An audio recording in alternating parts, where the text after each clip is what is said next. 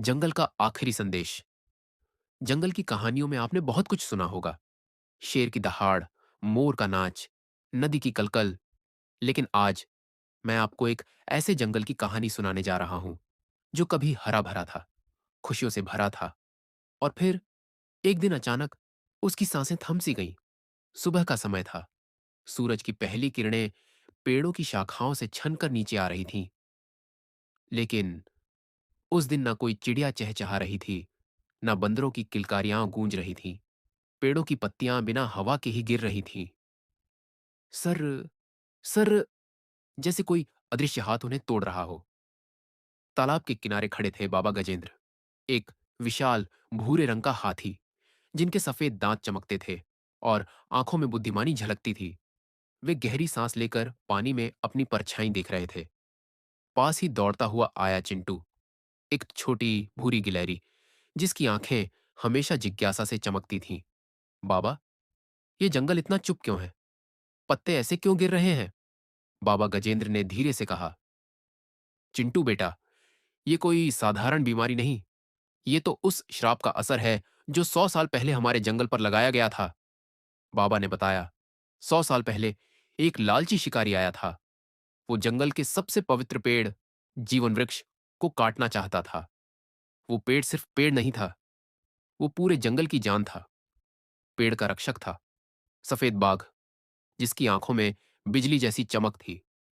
उसने शिकारी को रोका, लेकिन लड़ाई में बाघ मारा गया।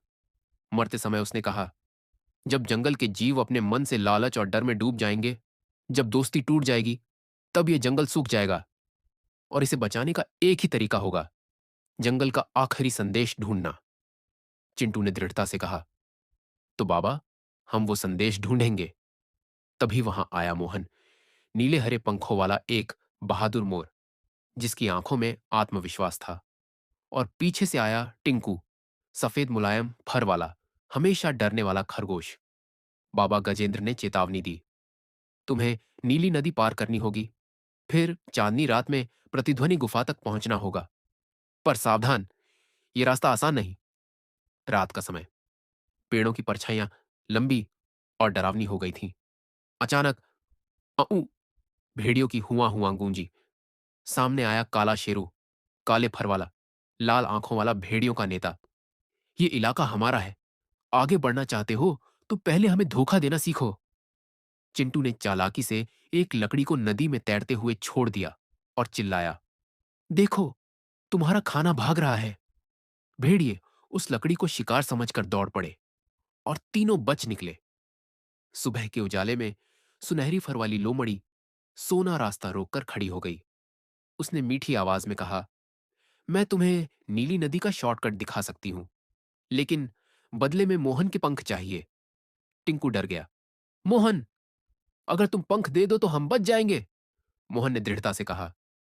दोस्त को कभी नहीं बेचते। तीनों ने मुश्किल रास्ता चुना। आखिरकार वे नीली नदी पहुंचे। रात की चांदनी में पानी नीली रोशनी से चमक रहा था, जैसे उसमें जादू घुला हो।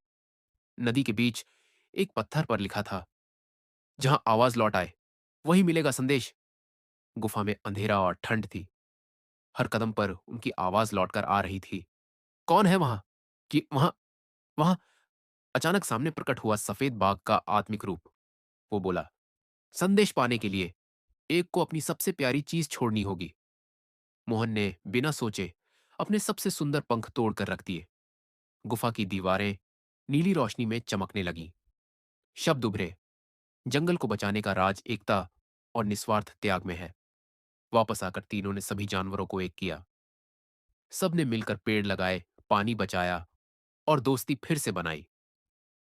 धीरे धीरे जंगल फिर से हरा भरा हो गया और श्राप टूट गया। शिक्षा, जब तक हम एक दूसरे के साथ हैं, कोई भी मुश्किल हमें नहीं हरा सकती।